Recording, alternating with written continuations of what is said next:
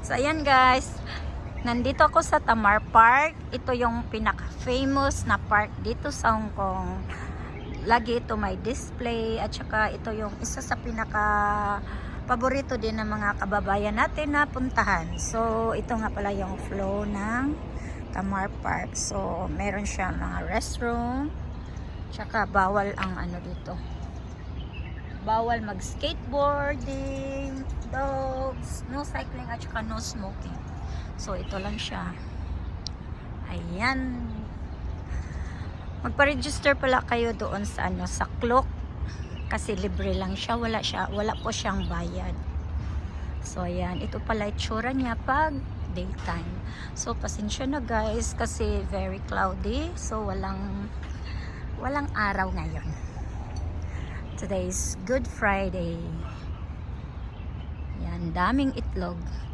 Ang daming balot, hindi pa napipisa guys. Ayan. Super ganda nito tingnan paggabi guys. Kasi may nakapunta na dito kasi nag-open ito ng March 25th. So ayan, ayan pala ang araw. Sumisikat na ang araw. Ayan, iikutin natin guys. Mga itlog. Mabilang nyo ba ang itlog? Pag napisa kaya to, ano kaya to? Ano, manok? Ibon? Or dragon? Ayan, may ilaw siya. Ayan. Diba ang ganda tingnan? Mas maganda to tingnan lalo na sa gabi. So punta tayo banda sa may seaside. Yan.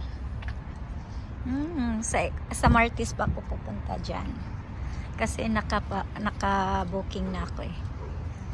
Yan. Ito pala yung ICC. Isa sa pinakamataas na building. Pangalawa pala yan. Tapos ito yung ayun sa dulo. Yan. Ito yung ICC pala, ito pala yung IFC. Ito yung ICC pinakamataas na building dito sa Hong Kong. So ayan guys, ang itlog. Yan. Ganito lang siya. Tapos wala pang masyadong tao. Kasi mamaya mag-ano kami, bisita iglesia. So mamayang gabi wala kaming time makapunta dito. Ayan.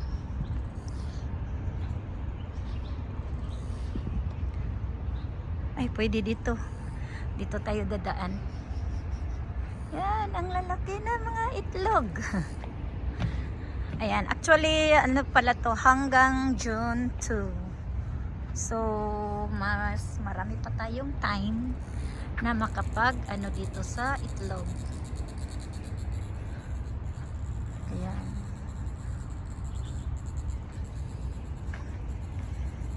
Ikutin natin ang itlog. Yan, ito nga pala yung mga building. Makikita nyo dito ang mga building. Yan, sundan natin to. Si Lola. Video din si Lola. Yan.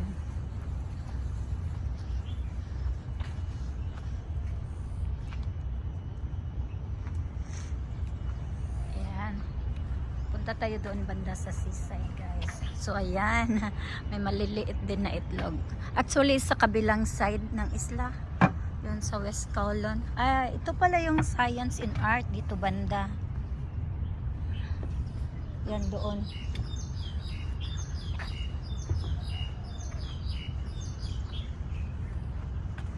Yan, nauna kasi yung pinsan ko, hanapin natin. Ayan, may naglilinis na siya. May maglinis, baka mamaya marami ng tao na naman kasi holiday dito sa Hong Kong.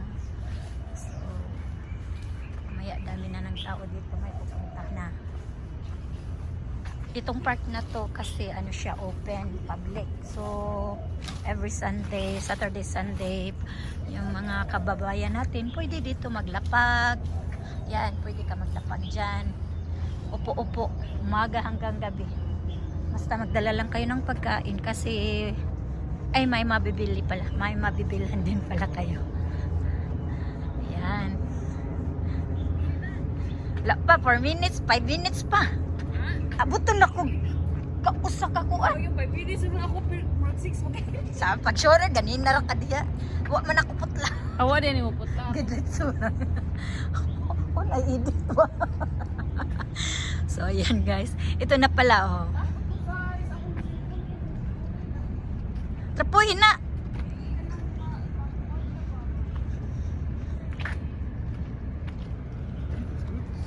Ayan. Oh, diba?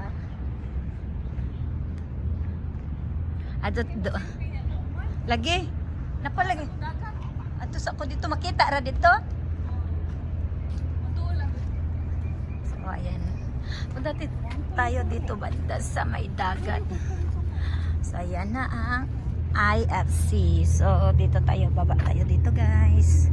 Ayan, yung sa dagat pala ng mga itlog. Pag sa dagat, di ba, pag mapipisa, ano na sila? Isda. Or shark. Joke. Ganda dito. Sa gabi, ang ganda tingnan dito. Ayan. So, ayan. Very very artistic yung nakaisip nito. Ganda tingnan ng araw. So ayan, dito tayo guys. Ayan yung mga itlog.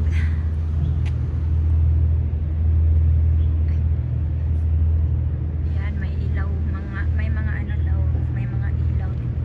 Galing, oh, mga ano-anong ilaw nakalutang din. So, waterproof din yata. Ayan. Yan. Yun pala sa kabila. Yan. Yun. Banda. Meron din mga crystal balls doon. So, pwede din tayo pupunta doon.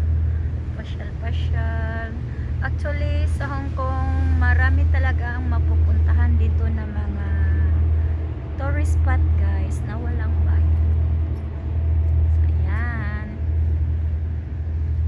O, diba?